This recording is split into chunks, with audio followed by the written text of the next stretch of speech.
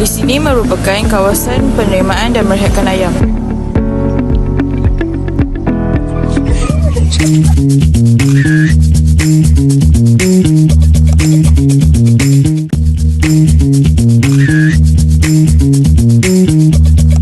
Hari ini kami akan menerangkan tentang proses penerimaan dan merehatkan ayam. Ini menunjukkan 3 proses, iaitu proses yang pertama, penerimaan ayam, yang kedua, pemeriksaan ayam, dan yang ketiga adalah proses merehatkan ayam. Dori akan tiba di rumah sembilan dengan membawa sangkar yang berisi ayam. Kemudian, pekerja akan menurunkan sangkar tersebut dengan berhati-hati. Ianya bagi memastikan ayam tidak mengalami kecederaan.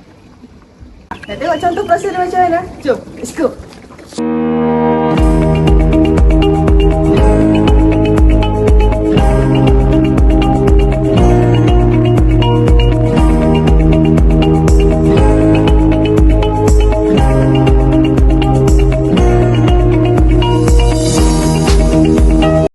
Seterusnya saya akan menerangkan tentang proses pemeriksaan ayam.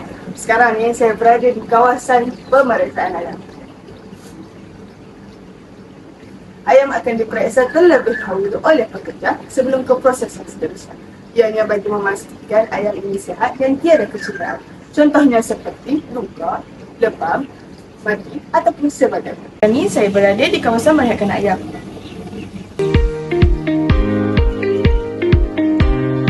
Selepas diperiksa, ayam akan dimasukkan ke dalam sangkar. Kemudian, ayam akan diletakkan di kawasan teduh dan berbumbung. Kawasan rehat ayam ini perlu mempunyai peredaran udara yang baik. Ini juga bertujuan untuk mengurangkan tekanan pada ayam akibat perjalanan yang panjang. Ayam akan direhatkan selama sejam hingga 2 jam bagi menstabilkan suhu badan dan membolehkan ayam bertenang.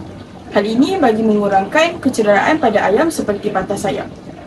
Gambar ini menunjukkan ayam yang sedang direhatkan di dalam sangkar sebelum proses seterusnya. Terima kasih kerana sudah menonton. Bye!